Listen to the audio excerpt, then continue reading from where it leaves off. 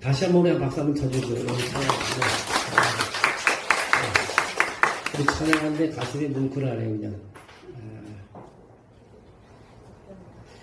하나님, 감사합니다. 오늘도 목장 헌신 예배를 통해서 마음으로 하나님 준비하고 또 하나님께 드리는 이 예배 위에 하나님 성령을 부어주시고 주님께서 세워주셔서 소원대로 말한 대로 움직이는 대로 역사하는 한 사람 한 사람이 되게 도와주시옵소서. 우리 목원들을 축복하시고 우리 목욕장 인도자들을 축복하시고 늘 하나님의 기쁨이 있게 하시고 늘 하나님의 은혜 가운데서 사랑의 물결이 파도치는 목장들이 되게 도와주시옵소서. 하나님 축복해 주셔서 목장이 아버지 확장되고 넓어지게 도와주셔서 주님의 은혜를 체험하는 그런 현장이 되게 도와주시옵소서. 주께서 그렇게 도와줄 줄로 믿습니다. 오늘도 찬양을 받아주심을 감사하며 우리 모든 마음을 받아주심을 감사하며 예수님의 이름으로 기도합니다. 아멘. 오늘 아주 밥을 너무 맛있게 먹었습니다. 그냥 아주 수박도 참 먹으니까 아주 그냥 녹아내린다 할까요? 너무 맛있고 아주 카레 향도 너무 좋시고 그냥 반찬들이 오이도 그렇고 이건 여러 가지 참 맛있는 것 같아요. 이렇게 예배 드릴 수 있도록 또 준비하고 수고하신 것 한 사람 한 사람에게 정말 감사를 드립니다. 오늘 교회는 자라야 한다 이런 말씀을 한번 정해봤습니다. 여러분 오늘 우리는 교회가 자라야 한다는 것은 살아있으면 자라야 된다는 거죠. 모든 것이 생명체가 죽으면은 자랄 수가 없지만 우리가 살아있으면 자라야 된다는 겁니다. 어떻게 건강하게 자랄 수 있는지를 한번 생각해 보려고 합니다. 바울은 표대를 향해 달려간다고는 말하고 있습니다. 표대를 향해 달려간다. 그 표대가 도대체 무엇인가?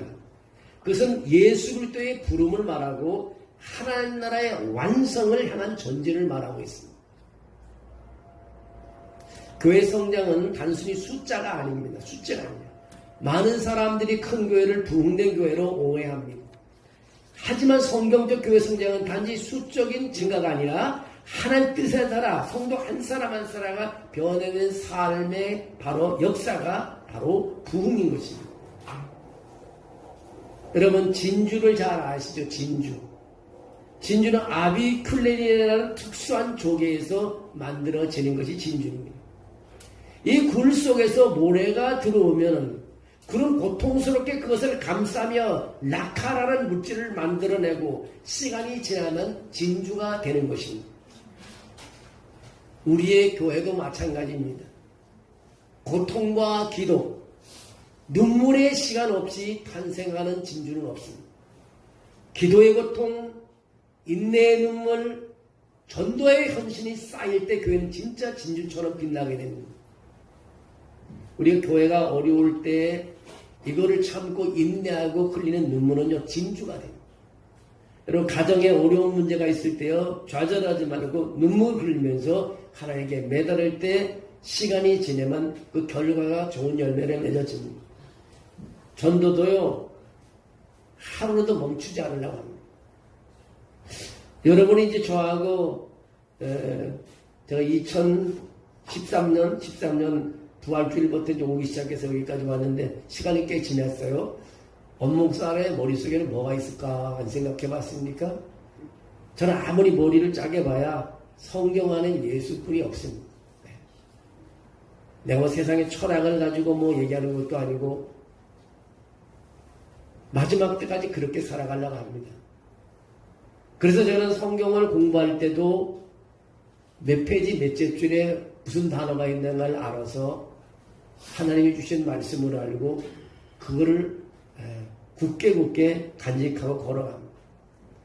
오늘이 전도를 해도 하루라도 쉬지 않고 매주마다 쉬지 않으면 때가 되면 하나님께서 거두게 해줄 줄로 믿습니다. 여러분 기도도 마찬가지예요. 새벽기도 몇 번 나와도 그만 포기할 때도 많잖아요. 끊임없이 멈추지 않고 하면 결국 결과가요. 하나님께서는 우리의 원하는 것을 들어주시는 것을 알 수 있습니다. 우리는 끝까지 인내하는 것이 중요합니다. 진주를 만들어내기 위해서는 그 고통이 있다는 것을 알아야 됩니다. 그래서 우리의 교회 성장이라는 것은 숫자에 있는 것이 아니라 우리 눈물의 기도가 있습니다. 정말 우리 교회가 부흥되기 원하면 우리가 눈물의 기도를 흘리면 됩니다. 돈을 뭐 1억 갖다 바친다고 교회가 부흥되는 것도 아니에요. 정말 눈물로 기도하는 교회가 되면 우리는 일어나는 교회가 될 줄로 믿습니다. 두 번째는 성교회 성장은 기도부터 시작한다는 것. 교회가 살아 움직이기 위해서 필요한 것은 전략보다 먼저 기도의 심장 박동인 것입니다. 엘리야가 머리를 무릎 사이에 넣고 기도했습니다. 열왕기상 18장에 보면 그렇게 나와 있어요. 무릎 사이에 넣고 기도할 때 하늘에서 비가 내렸습니다. 누가 비를 내리게 할 수 있겠습니까? 하나님만이 비를 내리게 할 수 있는 것입니다. 누가 식물을 자라게 할 수 있겠어요? 하나님만이 할 수 있습니다. 우리를 성장시키고 우리를 세워주시는 것은 하나님만이 할 수 있는 것입니다. 갈멜산에서 바알과 아스라의 제사장들과 대결에 통쾌한 승리를 거둔 엘리야는요, 3년 동안 비가 오지 않아 가물없던 이스라엘 땅에 비를 내리기 위해서 하나님께 기도합니다. 오늘 엘리야의 기도를 보면요, 우리 기도의 태도를 배울 수 있습니다. 먼저 엘리야는 하나님의 말씀을 붙잡고 기도했다는 것입니다. 이 약속이 중요합니다. 프라미스. 오전에도 말씀했지만 이 프라미스가 중요합니다. 그래서 우리 가나안 땅을 프라미스 랜드라고 그래요. 약속의 땅이라 그러잖아요. 우리 약속. 이따 우리 장로회 우리 뭐 기도회 때도 제가 하나님의 약속 5가지를 딱 얘기하고 마치려고 길게 안 하려고 했는데 프라미스가 중요해요. 프라미스. 하나님께서 비를 내리게 하겠다고 이미 말씀하셨기 때문에 그 우리가 기도하면 하나님 약속을 이루어 주십니다. 응답받는 기도는 막연하게 하는 기도보다요, 주의 말씀을 붙잡고 기도하는 것입니다. 말씀을 붙잡고. 그때 그런 기도는 응답되는 것입니다. 엘리야 기도는 겸손하게 기도했습니다. 어떤 겸손이냐? 땅에 무릎을 엎드려 얼굴을 무릎 사이에 넣고 기도했다고 말합니다. 하늘에서 불을 내리게 해서 승리한 엘리야였는데, 갈멜산에서 불을 내리게 하는 엘리야였는데, 그 모든 것이 자신의 능력이 아니라 온전히 하나님의 능력임을 알았기 때문에 겸손한 자세로 기도했습니다. 엘리야는 그런 기도 중에서 겸손하면서 인내하며 기도했다고 말합니다. 말씀을 듣고 겸손하게 기도했습니다. 근데 기도했는데요, 당장 무슨 일이 생기지 않았습니다. 비가 당장 내리지도 않았습니다. 한 번 기도해서 비가 온 것이 아닙니다. 엘리야가 7번 열왕기상 18장에 보면 7번 기도, 7번. 엘리야가 7번 기도했을 때 저 멀리서 구름 조각, 손바닥만한 구름 조각이 하나 떠올랐다고 말합니다. 그랬더니 비가 쏟아지기 시작했습니다. 엘리야는 그것이 기도의 응답임을 알았습니다. 이 땅을 살아가면서요, 우리가 감당하기 쉽지 않은 일들을 만날 때가 많이 있습니다. 그럴 때 우리는 한계를 인정하고 겸손하게 하나님 앞에 무릎을 꿇어야 합니다. 여러분, 미련한 사람은요, 어려움이 와서 자기 힘으로 할 수 없다는 걸 알고서 계속 바깥으로 돕니다. 그렇지, 예로우는 사람은 그걸 알고 하나님 앞에 무릎을 꿇습니다. 그것이 바로 응답받는 길인 것입니다. 이스라엘 백성들이 왜 40년 동안 광야를 돌게 했겠어요? 순종하지 않으니까 그런 거예요. 하나님을 의지하지 않으니까 계속 훈련시키느라고 40년 동안 돌게 하는 거예요. 여러분, 우리가 40년 동안 미련한 생활을 해서는 안 될 것 같습니다. 지금이라도 돌아와서 무릎을 꿇는 삶, 그것이 바로 하나님이 원하는 삶입니다. 그때마다 우리의 한계를 인정하고 겸손하게 하나님의 무릎을 꿇어야 합니다. 우리가 약속의 말씀을 붙잡고 인내하며 기도할 때 하나님께서는 어떻게 다 하늘문을 여신다는 거예요. 하늘문을 열어주신다는 것입니다. 기도 없이요, 교회가 움직이지 않고 교회가 붕괴할 수 없습니다. 기도 없는 교회는 자라지도 않고 성장하지도 않습니다. 은퇴한 노 목사님이 젊은 목사에게 이런 말을 했다고 합니다. 교회의 중대한 결정을 앞두고는 2주간 동안 기도하고 응답을 하면 또 2주간 동안 감사 기도를 드리라고 했다는 거죠. 기도의 시간 없이 결정된 사역은요, 사람의 일이고 기도하고 결정된 것은 바로 하나님의 일이라는 것입니다. 그래서 저는 사람의 일을 하고 싶지 않아요. 모두 하나님의 일을 하고 싶어요. 우리 8월 10일 찬양 힐링 콘서트 하는 것도 2주간 아니라 한 달간 기도하고 하려고요. 그래서 사람의 일이 아니라 하나님의 일이라는 걸 보여주기 위해서. 여러분, 기도의 시간 없이 결정된 것은 사람의 일이고 기도하고 시작한 것은 하나님의 일입니다. 여러분, 그렇죠만큼 우리 인생에 있어서 기도가 중요하다는 것입니다. 세 번째는 교회 성장은 성령을 의지하는 것입니다. 우리 잘할 때 성령을 의지해야 됩니다. 요한 복음 14장 16절에 그렇게 말합니다. 내가 가면 또 다른 보혜사 진리의 영을 보내주겠다고 말하고 있습니다. 성령 없이 우리는 하나님의 일을 알 수도 할 수도가 없습니다. 성령은 오늘도 교회를 살리고 죽은 영혼을 살리며 목회자와 성도들에게 방향을 제시해주고 있습니다. 어느 날 한 중년 남성이 술 냄새를 풍기며 교회에 들어왔다고 합니다. 그것을 보면 모두가 다 피했습니다. 사람들이 피해 술 먹고 들어오니까 냄새나게 다 피했어요. 그러니까 한 집사님이 성령의 감동을 받아 쫓아가서 그 술 먹은 사람의 손을 꽉 잡았답니다. 그리고 그렇게 말했답니다. 형제님, 교회에 잘 오셨어요. 우리 같이 기도합시다. 그리고 형제를 위해서 그 집사님이 간절히 기도를 해줬답니다. 그때 성령이 임해갖고요, 이 사람이 교회 와서 자기를 박대할지 외면할지 알았는데 손을 잡고 기도죠. 너무 감동이 됐고 그게 교회를 술을 끊고 교회를 나오고 또 자기는 그 노숙자로 사는데 노숙자 사역을 하는 그런 사람으로 바뀌어져 갖고 늘 하나님의 일을 하는 사람이 됐다고 합니다. 성령의 인도 없이 이런 변화는 불가능한 것입니다. 사람을 바꿔놓는 것은 성령님이 하시는 일입니다. 부흥을 일으키는 것도 성령님이 하시는 일입니다. 네 번째로 교회 성장은 말씀 위에서 세워져야 된다는 것입니다. 히브리서 4장 12절에 그렇게 말합니다. 하나님의 말씀은 살았고 운동력이 있어 좌우의 날선 어떤 권받아도 예리하여 혼과 영감이 간절하고 골수를 찔러 쪼개기까지 하며 마음의 생각과 뜻을 감찰한다. 하나님의 말씀은 살았고 운동력이 있다는 것입니다. 교회는 프로그램이 아닌 것입니다. 교회는 말씀으로 성장하는 것입니다. 설교는 단지 강단의 소리가 아니라 하나님이 성도 한 사람 한 사람의 삶을 뚫고 들어가는 생명의 검이 되어야 되는 것입니다. 생명의 검이 뭐냐? 말씀입니다. 오늘 말씀을 할 때 그 검이 나에 꽂혀야 되는 것입니다. 성도들이 성경 말씀을 배우고 실천하지 않으면 교회는 잘하지 않습니다. 성경을 배운다는 것은요, 교회가 부흥되고 있다는 것입니다. 아무도 성경을 배우고 싶지 않다면 교회는 부흥 안 되는 거예요. 성경을 배우려는 마음이 생긴다는 것은 그 그룹이, 그 공동체가 지금 성장하고 있다는 거죠. 물리적인 눈에 보이는 숫자가 늘어나지 않아도 지금 하나님의 영으로 말미암아 부흥되고 있다는 것을 가르쳐주고 있는 것입니다. 교회 성장의 또 하나는 계획이 필요하다는 것입니다. 믿음은 뭡니까? 준비가 있습니다. 믿음은 준비라는 것입니다. 계획은 믿음의 실천이기 때문에 그렇습니다. 하나님께서 이방 나라를 내 유업으로 주겠다고 시편 2편 8절에 약속했습니다. 그런 유업을 받기 위해서는 전략적 계획이 필요합니다. 이것이 아니 인간적인 스케줄이 아니라 하나님 나라의 전략을 세우는 것입니다. 그래서 우리 교회에 전략을 세우는 것이 154 예한교회 로드맵입니다. 아이고, 목사님 로드맵이 도대체 뭐예요? 아직도 잘 모르겠어요. 제가 수차례 얘기하고 금요일마다 말씀을 전합니다. 제 154 로드맵 1은 뭡니까? 온천하에 대한 만민에게 복음을 전하라는 것입니다.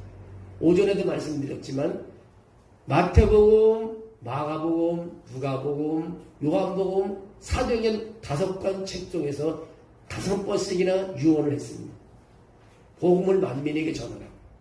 성경 구절을 들려면 마태복음 28장 19절, 마가복음 16장 15절, 누가복음 24장 47절, 요한복음 20장 21절, 사도행전 1장 8절입니다.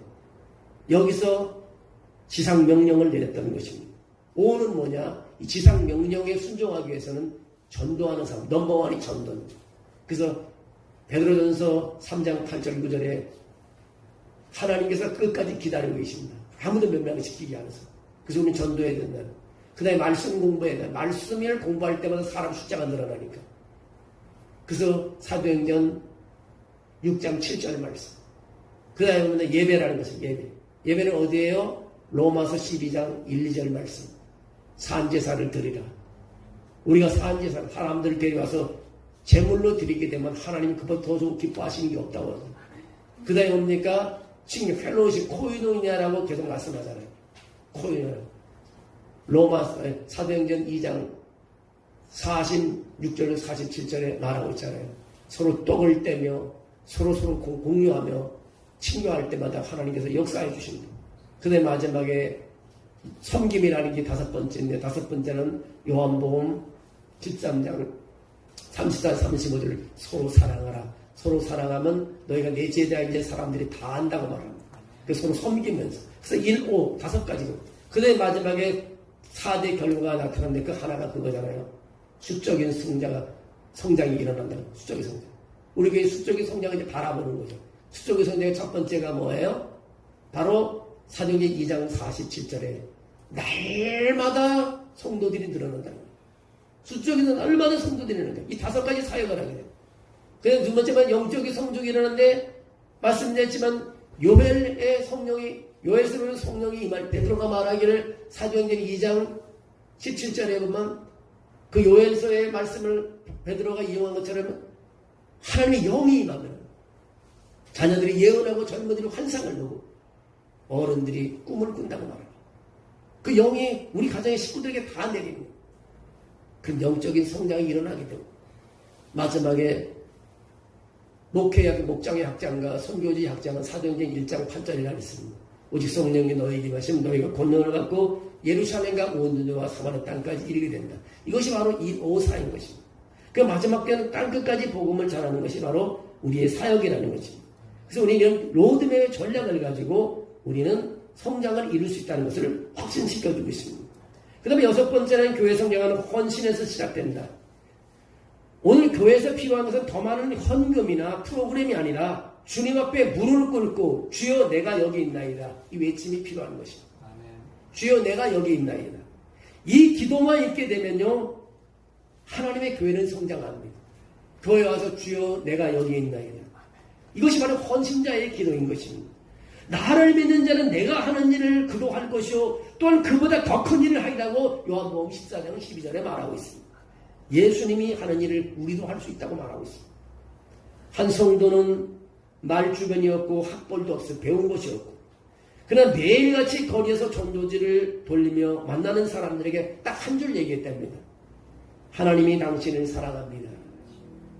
1년 뒤 그 전도지를 통해 교회에 온 사람은 12명인데 12명이 예수를 믿고 세례를 받았다고 합니다. 여러분 많이 배운 사람이 많이 전도하는 게 아니에요. 그냥 나가서 전도하는 것입니다. 종이를 돌리는 것입니다. 전도용품을 돌리는 것입니다. 하나님이 당신을 사랑한다. 내가 한 말이 하나님의 음성으로 들릴 때 거기에 기적이 일어나는 것입니다. 진짜 헌신은요 조건이 아니라 바로 말없는 순종이라는 것을 알려주고 있습니다. 여러분 마무리 짓겠습니다. 교회는 주님의 것입니다. 여러분 교회 성장은 우리 손에 달린 것이 아니라 누구의 손에? 주님의 손에 달린 것입니다. 주님은 우리의 손발, 입술, 눈물, 헌신을 통해 교회를 세우시기 원합니다. 우리를 사용하시기 원합니다. 주님이 우리 아무도 없어도가 인류를 다 구원하시지만 주님은 우리를 사용하기 위해서 지상명령을 우리에게 주었다는 것입니다. 여러분 아침에도 우리는 기도해야 됩니다. 우리 한낮에도 기도해야 됩니다. 해질 때도 기도해야 됩니다. 잠잘 때도 기도해야 됩니다. 시간이 날 때마다 여러분 기도하는 여러분이 되어야 됩니다. 그것이 바로 우리가 잘하고 있다는 것입니다. 여러분 아무것도 하지 않으면 안 됩니다. 기도만이 우리가 살 길인 것입니다. 여러분 기도한 후에는 놀라운 변화가 있습니다. 엘리야 좀 전에 얘기했죠. 기도했더니 하늘에 비가 내린다고. 기도하면 다 이루어 주십니다. 정말 기도하면 자녀들이 잘 됩니다. 자녀들이 취업합니다. 결혼한 자녀들이 좋은 소식을 보내옵니다. 기도하면요 하나님께서 역사해 주십니다.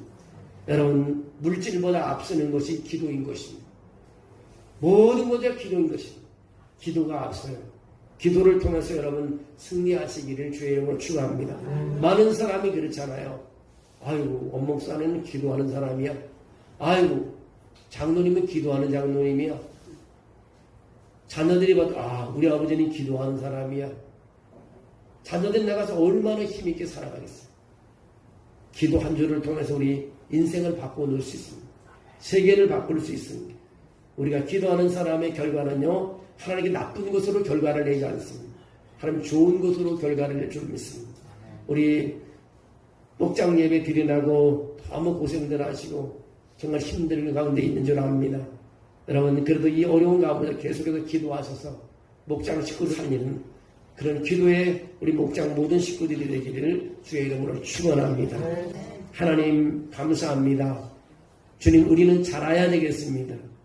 아버지 1cm에서 멈출 수 없고, 아버지 하나님이 50cm에서 멈출 수 없고, 아버지 100cm에서 멈출 수 없습니다.